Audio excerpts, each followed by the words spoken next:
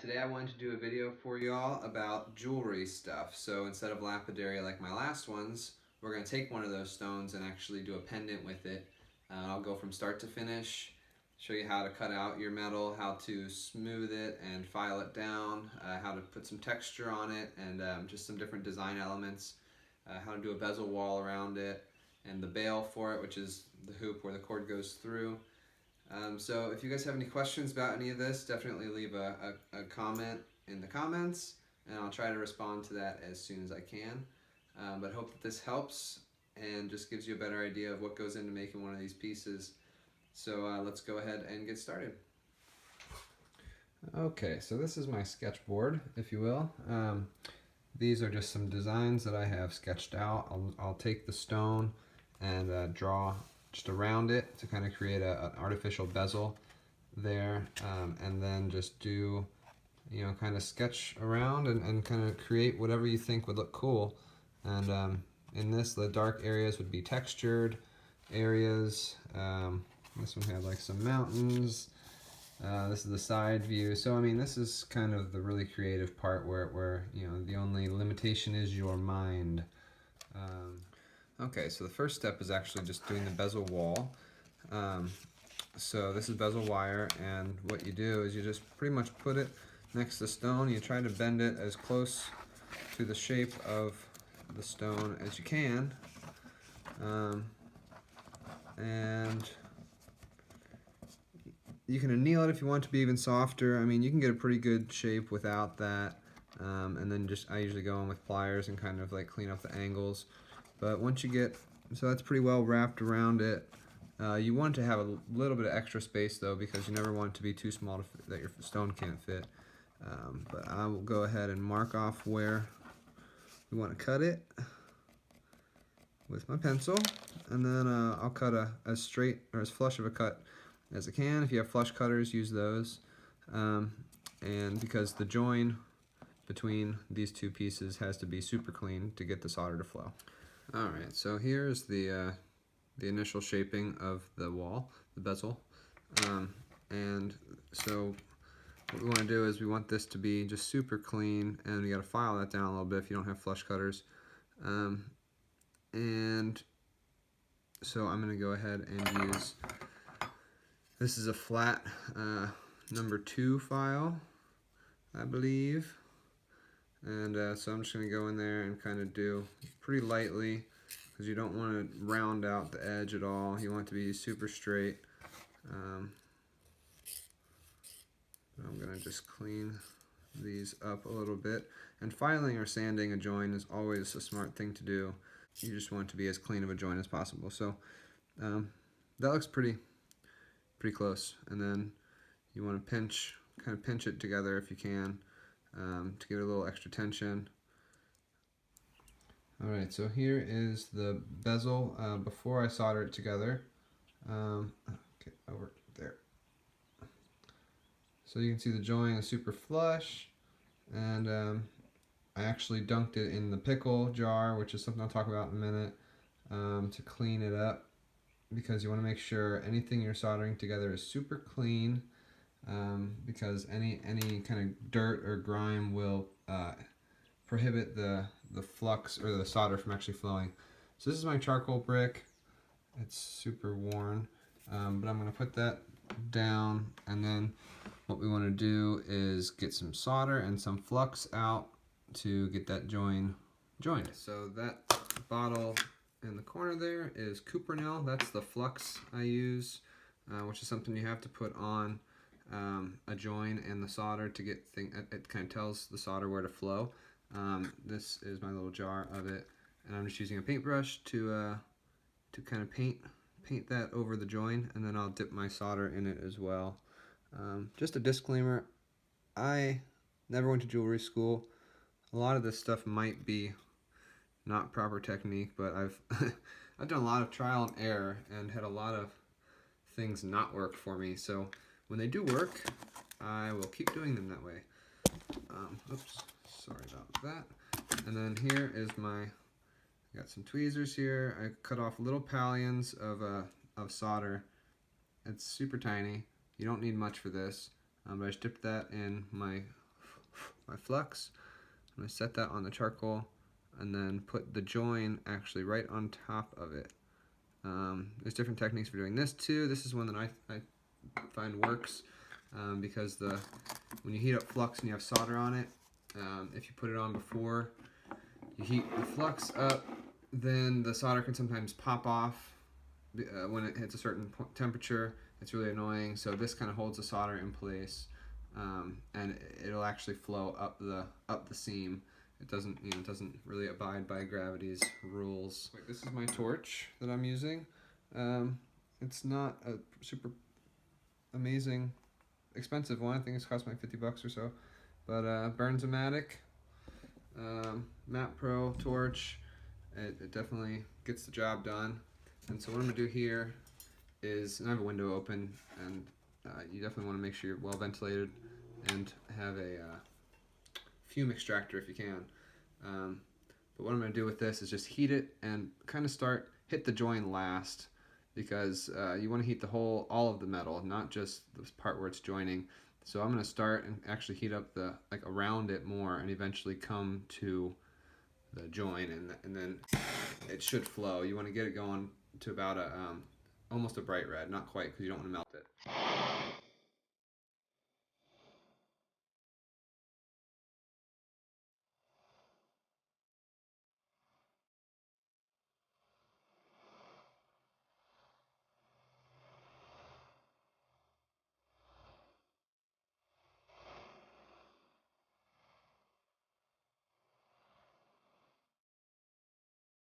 Okay. So that looked like it joined pretty well.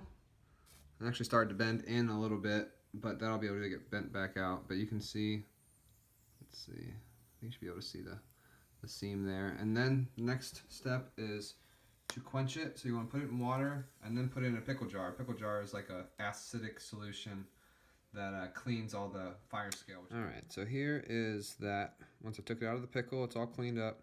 But you can see the shape's not exactly there. So what I do, again, I don't know if this is proper technique. I take my rawhide mallet and just hold this on a flat surface and kind of tap it all around the stone to try to fit the shape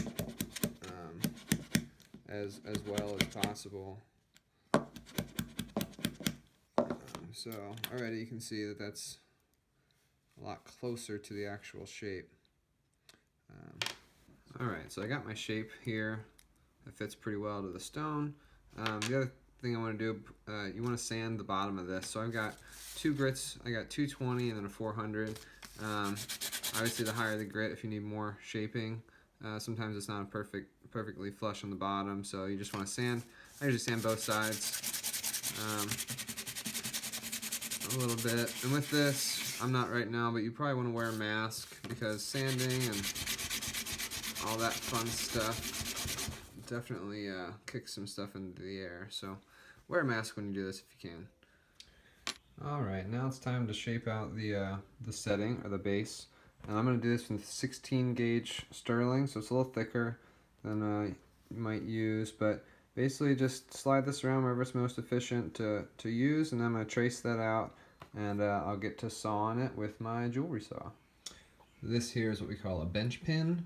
This is where I do my sawing. I put my tray underneath it to catch stuff. I don't have a jeweler's bench, which would be great, but that has special place for all this. But anyway, so I just bring this over here, and then my jeweler's saw is this guy. Alright, I got a number 5 blade in here. This is Burr Life, which you can use on your saws and your files. It's just a lubricant that really makes it a lot easier to saw, and also extends the life of the blade. So I'm going to start in this crook here. Sometimes I'll cut a little snip if it's starting on a flat spot, to make sure you have a groove to start your blade.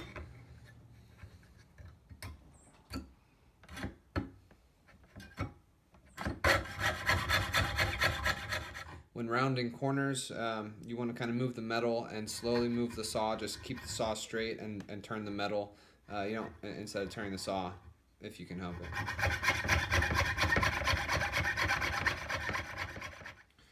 Alright, so this is a part I want to cut along these, let's see, what can you see? I want to cut along these lines, and because there's not a groove there, I'm just going to take my shears, and if it's thinner metal, you can go ahead and just cut all the way.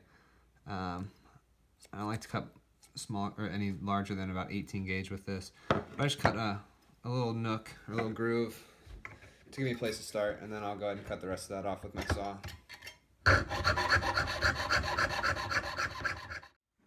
Okay, so here is my shaping of that.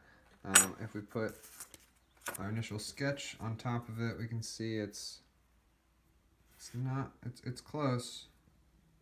Not quite there. So now what I'm going to do is go in and file and smooth the edges down. And what I use for most of that, this is a number 2 big flat file.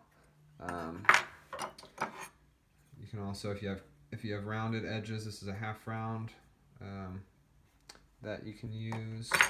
And then for smaller detail stuff, these are really nice. These are Rio Grande. It's Philip Dick, I think is the name of the brand, but they're German. They're needle files and a bunch of different shapes in there that you can use just for fine detail work.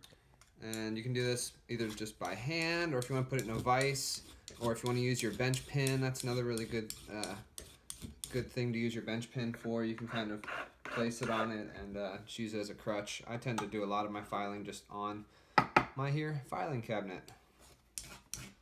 Yuck, yuck, yuck. Okay, so this is after the filing that I've done, and now I'm going to go in and sand it all down. Again, starting with 220 and then down to 400.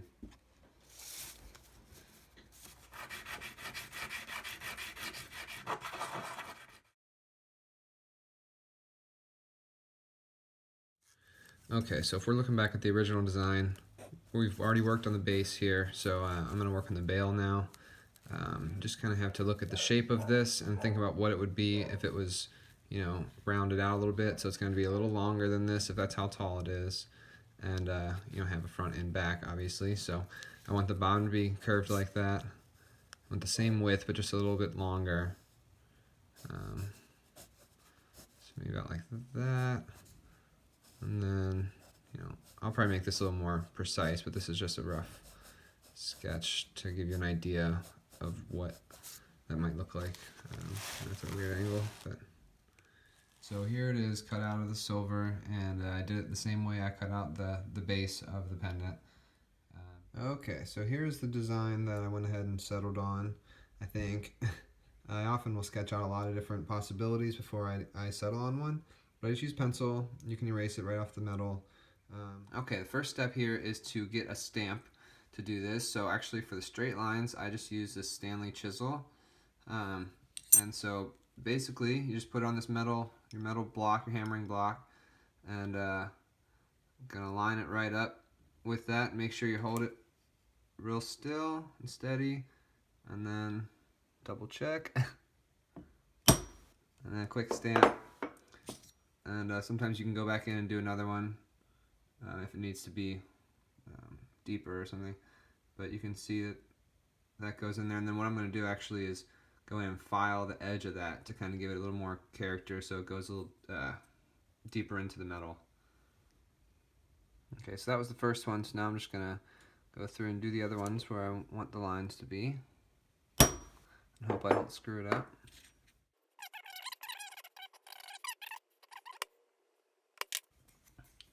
I usually just wipe off you can erase or wipe off the pencil. But there you can see those initial stamps look pretty good.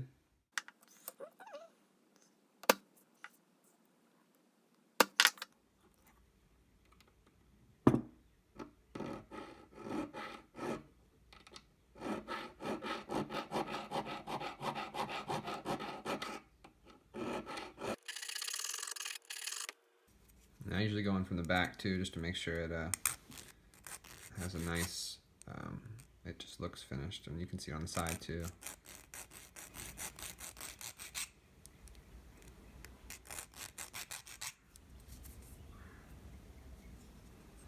So I'm going to go ahead and do that for all of the lines, and I'll show you what it's like. Okay, so here are those finished pieces with the filing done. You can just kind of see how it goes onto the side too, and just makes them a little more real or a little more defined of design lines. So the next step is to texture. So I'm going to put some texture all down here, all up there, and then on some of the bail. And I'll show you what I use for that. Okay, so this is where my Foredom machines come in handy. I have two, the LX and the SR. The SR is going to be a higher rotation, so it goes up to 18,000 RPMs, and that's that's kind of your main jeweler's one with all the sanders and the polishers and bits like that. I really like the LX. That was called. Yeah, the LX is the other one. That's the slower machine. It only goes up to 5,000, but it's got higher torque at lower speeds. And so this is the hammer tool on there, which is my favorite. And so it's got foot pedals down there. But this one is a hammering tool. It turns from rotary into pneumatic. So you can do punch stuff real slow or real fast. But with the hammer tool, if you use it on the other one, on the SR, you can burn it out because it's only rated up to 5,000. So with the other one going up to 18,000 RPMs, if you use it too fast, you'll burn it out, and these aren't cheap. So I'm gonna put this on. This is a carbide tip, and I'm gonna put that on here, and then I will do all the hammering of this stuff just on all the texturing on this.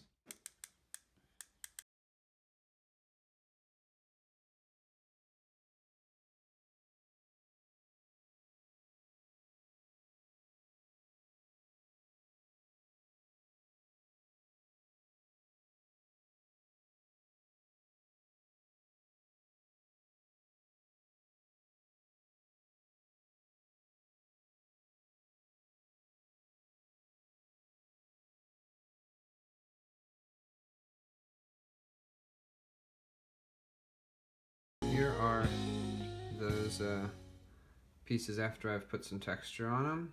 Hopefully those are in focus.